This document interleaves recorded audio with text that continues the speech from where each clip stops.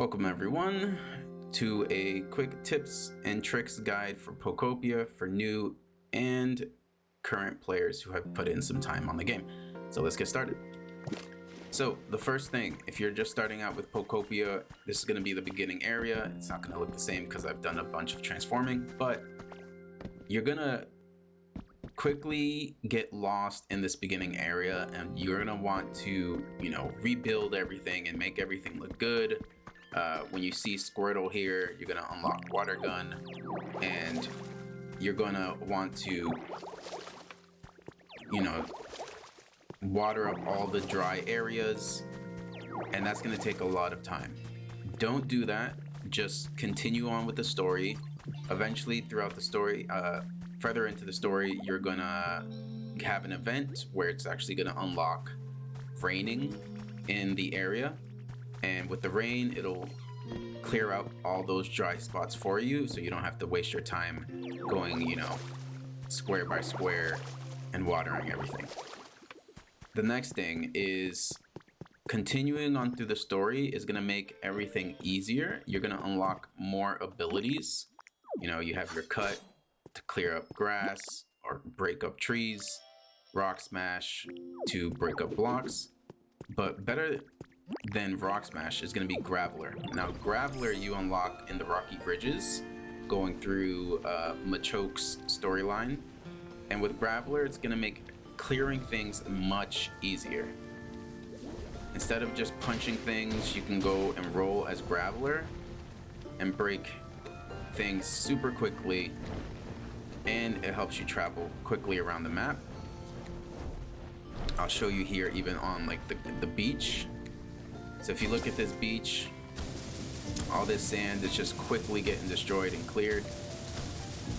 If you were doing this just by punching, it's just a waste of time. So I definitely recommend going through the story to unlock those abilities.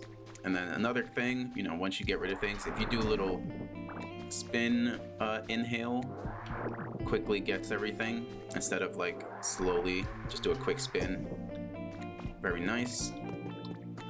The next thing with kind of pushing through with the story, and the reason why you want to do this is eventually, once your environment level goes up, you're going to actually unlock increased storage.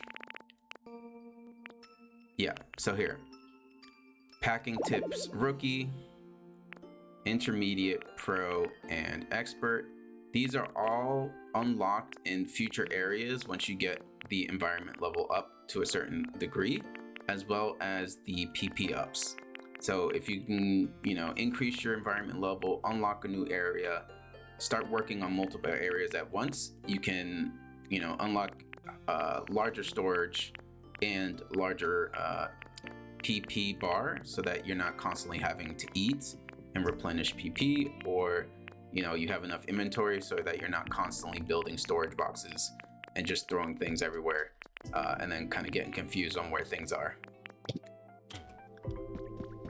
Talking about storage, one good thing with storage is if you have blocks next to your crafting table that are touching the touching together, you can actually just craft from the crafting table.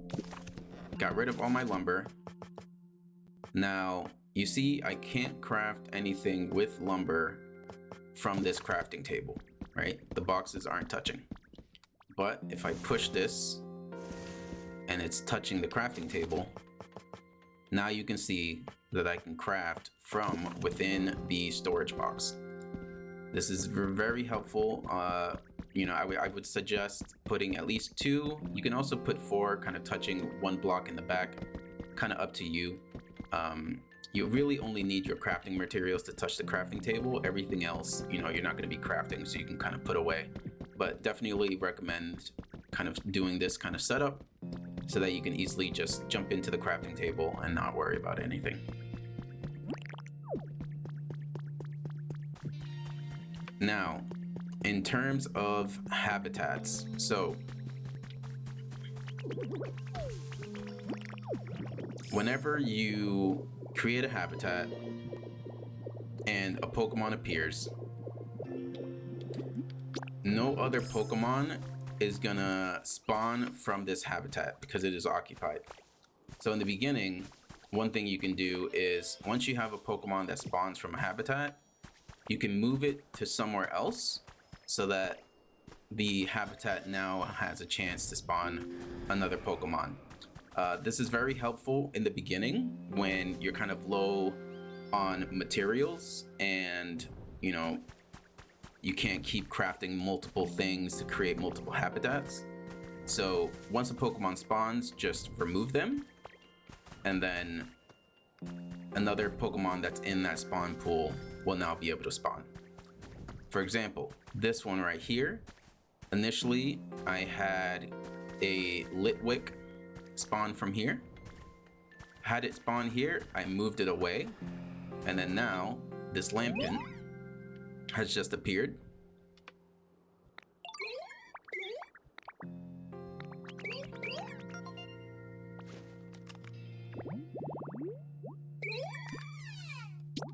You can see here, there's multiple habitats, the Grave Offering, right?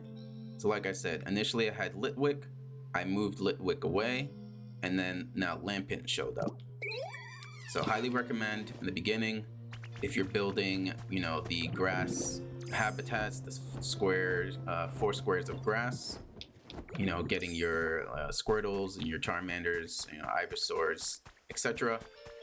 Once it spawns, move it away, and then this will be open up to have a spawn again.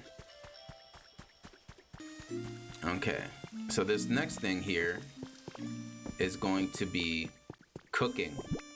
Now, once you unlock cooking, I highly recommend, because you're gonna have Chef Dente here, whenever you decide to cook, have Chef Dente follow you, and then go ahead and begin cooking.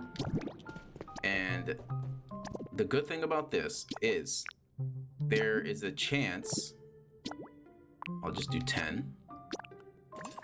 There's a chance when cooking that Chef Dente is actually gonna overcook and pretty much give you double of what you just made, as you see here.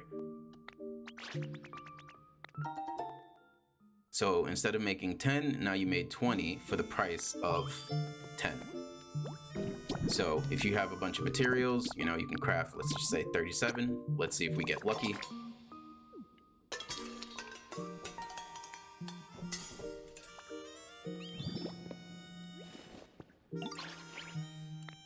Here we go.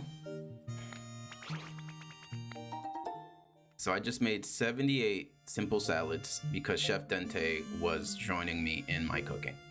So if you're running low on materials, I highly recommend, once you get up to this point, have Chef Dente be with you, and then go ahead and start cooking.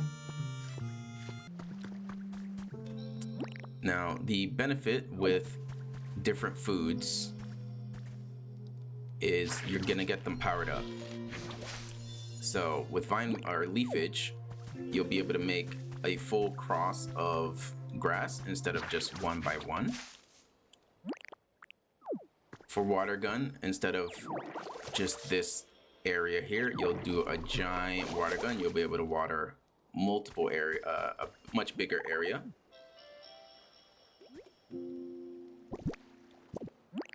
For cut, you're gonna be able to charge it and clear out multiple things. This is going to be good for clearing vegetable fields. I'll show you that here.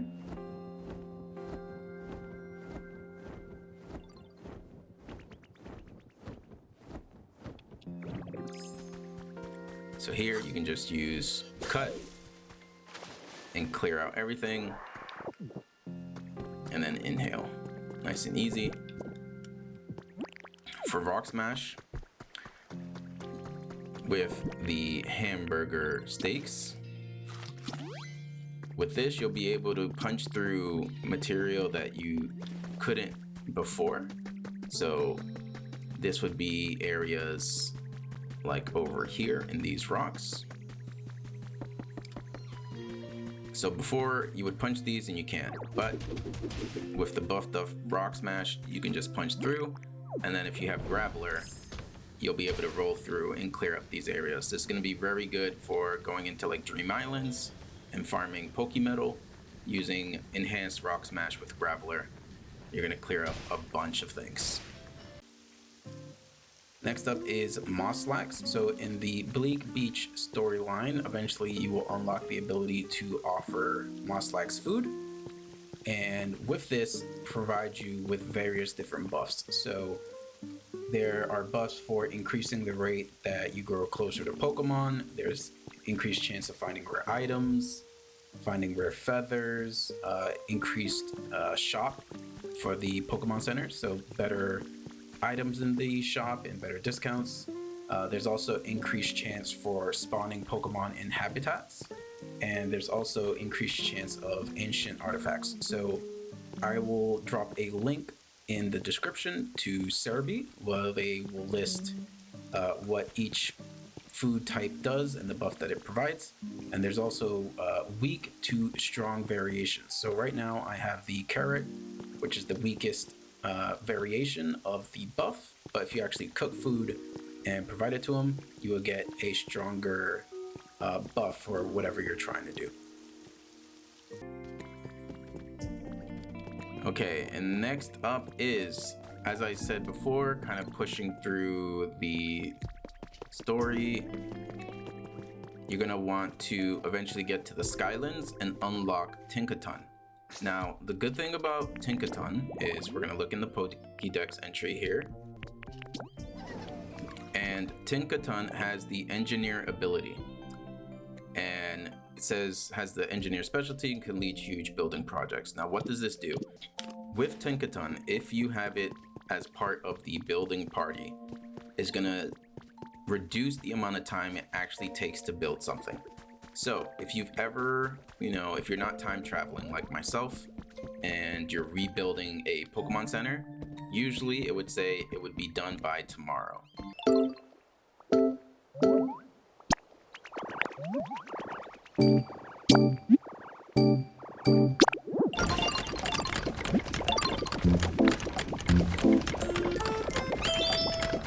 If you're playing early in the morning, now you have to wait until the next reset just for the building to be finished. But when you unlock Tinkaton, that full build ends up being only 1 hour.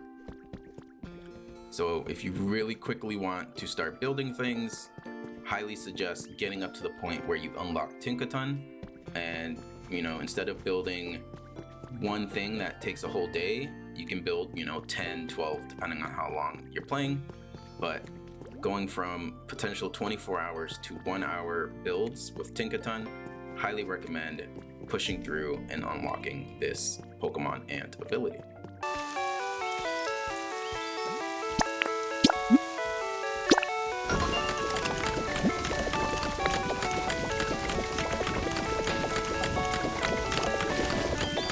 Now, the other thing in terms of pushing through the story and unlocking abilities is being able to move water. So eventually in the Bleak Beach area, if you push through Piplup storyline, you're eventually going to be introduced to a Pokemon that's going to give you the ability to do this right here, suck up water, and now you can push it wherever you want. So if I want to spit it out here, I can spit it out there. If I want to go over here, you can also change the water level. If you want to quickly, if it's not raining, you can also use this to clear up some of the dry land as well. But if you've having problems and you're like, I want to, build something with water around it, but I can't seem to figure it out, just continue through the Bleak Beach storyline. You'll unlock this ability, and yeah, you can start making your own environments. And lastly is going to be Magnemite. Now, once you roll credits, you're gonna get to the point where you can unlock Magnemite, and this is gonna severely increase your ability to terraform to your liking. So with Magnemite, if you just grab any block, we'll just grab this beach sand, you'll be able to place multiple at once. You can do this. So instead of going one by one, you can levitate, you can freely travel and just place blocks of 9 all at once. Now, the other thing that can be easily missed with Magnemite is there is the replace option. So with the replace option, instead of having to break everything down and then relay some ground, you can just replace the material with whatever you want, and this would save you a bunch of time. And then the material that you replace goes back into your inventory and you don't have to worry about anything. So I made the mistake of not really paying attention and I was breaking everything down. But with this, you can just quickly replace materials. So if you like the layout of the land, but you don't like the block, just grab a bunch of blocks and replace it. Nice and easy. The other thing that's good with Magnemite is being able to move trees and other items.